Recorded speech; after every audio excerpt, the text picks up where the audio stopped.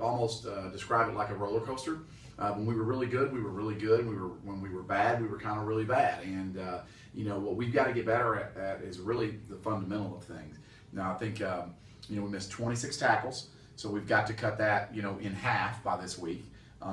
We had probably 24 or more of what we call poor techniques when we look at film. It's just people not being where they're supposed to be, or maybe they're not low enough, or they're in the wrong place, etc. So those are very correctable things. Now they do concern me as a coach, because I would like to see us not be that deficient in those areas that we control early on, but it is early, so we're not throwing the baby out with the bathwater. We're just really wanting to focus on us so that we can get better. I mean, if we don't tackle people, especially in our league and in our schedule, then they're not going to end up being wins for us. They would end up directly being losses. So we want to minimize our own mistakes and worry about how good we can get, so that we have chance in every game we play. Coach, I want to ask you now about a player by the name of Nick Miller. He made a tremendous catch towards the sideline. Sure. Players were pumped up. Really, wasn't a first down, but it was really close to the first down. But what do you think about his progression? I know he was banged up this offseason. What do you think about his progression throughout this year, and then maybe what kind of role he could play? Yeah, well, the role that he plays is that right there. I mean, if we can have 1 or 2 or 3 catches out of him a game, they don't have to be spectacular. But that was one of those deals where we were backed up a little bit. It was a second down and quite a bit, and Nick made a fantastic catch on a really good throw by Seamus O'Connell, and just a super throw. I mean, I know I was excited when I saw that. On film, our entire stands and sidelines was really jacked up. You don't expect that out of a kid every week, because that was seriously a circus catch.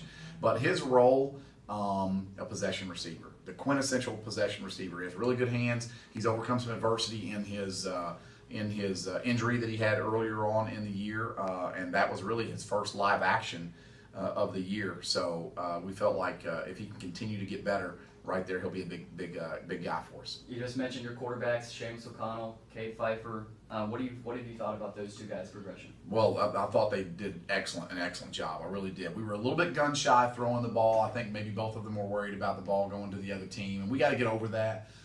We've got to go through our reads, make our progressions, and then let that ball fly, especially when the defense dictates that, okay, we do need to get this ball out.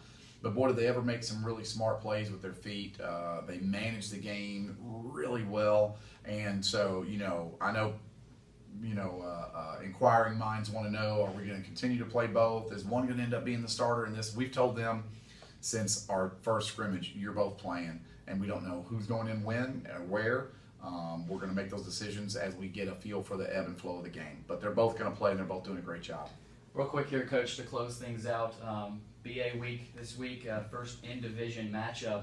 Obviously one of the most talented teams in the state. Right. What do your players have to look forward to? Because we all know they're excited to play BA. Yeah, that's it. The opportunity. I mean, they're as a team physically, they're way better than us. Okay, and that's all right. I mean, that's just kind of where things are right now. But what we have to do is learn how to minimize the things, as I talked about earlier in this segment, that we can control.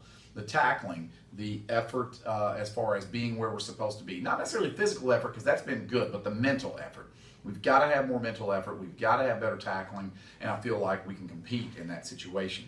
What they had to look forward to this week is an opportunity to be a David and the Goliath story. You know what I'm saying? I mean, that's what this really is, and that's what we need our kids to do, is play loose, play really, really, really fast, and not worry about anything else except their effort and their technique. And I know we'll do really well if we do that. It's going to be interesting to see how the Irish do against Brentwood Academy this Friday night, 7 o'clock. Stay tuned, Irish fans. And thank you, Coach, for joining us. Absolutely. You've been listening to Behind the Crest Network.